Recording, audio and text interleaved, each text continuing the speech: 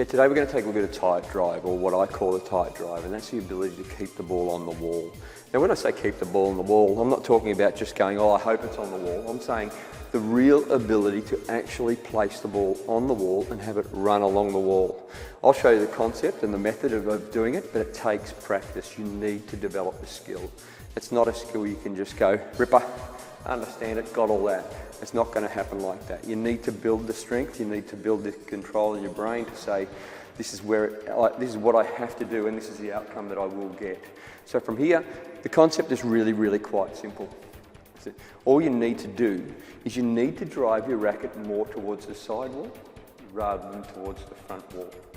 If you drive your racket towards the front wall, what happens is your racket's really only in the right spot for a split second of time. If we drive our racket towards the side wall, what happens is we're actually cutting underneath and we're staying around this way a lot longer. And what it does, it takes the face of the racket away and allows the ball to sit on the racket for longer. So it sort of runs across it as it hits it. So what we're going to do is we're going to drive underneath and hit through. Now that shot was only about like 3-4 floorboards or somewhere there, but you'll get better and better at it as time goes on. It is one where it's a little bit harder for you to set yourself. Sometimes it's really quite good. You need the ball relatively close to the side wall to be able to put it on the wall. Now, you can't put a ball on the wall if it's out here. I can put it on the wall up here, I can put it on the wall here, or I can put it on the wall here, but I can't keep it on the wall all the time if it's out here, because it takes a relatively tight shot, say from here, to be able to keep it on the wall at all times. So you need to make sure that the ball will be close to the wall so you can actually put it on the wall as well. So our concept is really quite simple. We're going to cut around, we're going to try and go with a round body swing.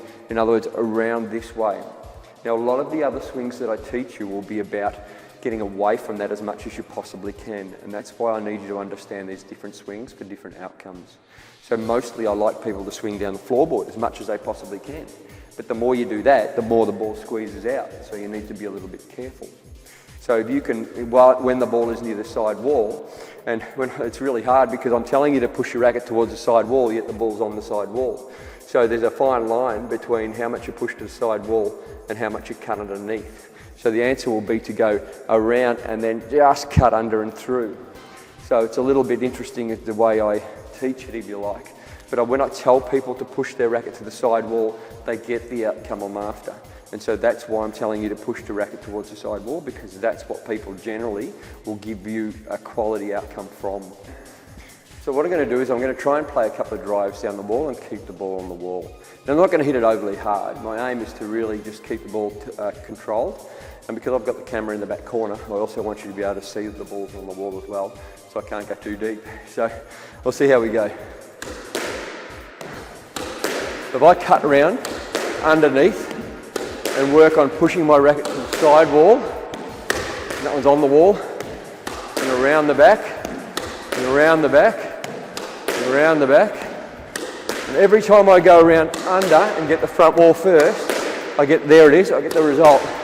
Now there was a mixed bag there. Some of them were really good, others weren't so good. But I'll tell you the concept and why it works.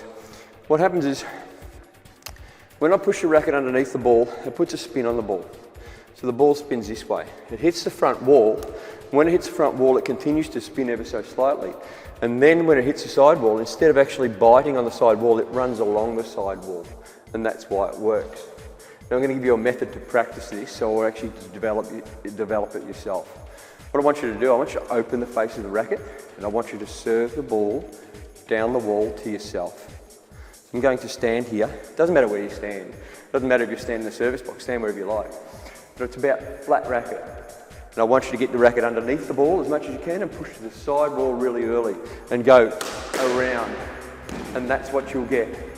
So if you can do that, what happens is you'll get the feeling and the understanding from a controlled situation, and you'll get the outcome that you're after.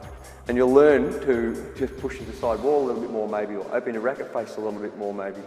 But it works out, it depends what's right for you, because everybody is different. So the more you go under, got to get the front wall first. Under, there we go. Okay, so when you get control of that and you've done your experiments and you try and understand just how much you can cut around underneath the ball, just try and phase as much of that undercut slice into your shot as you can. You might need to go a little bit higher, but after a while you'll be able to do the same shot really low and really hard. So when you swing, you should be able to drive through and keep it down and cut around. So the more you cut around, there they go, it's on the wall.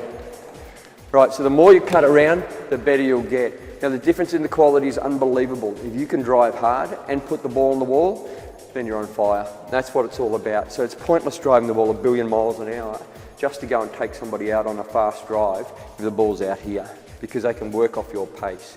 You play hard, you put the ball on the wall, then you're really somebody. It just makes such a difference.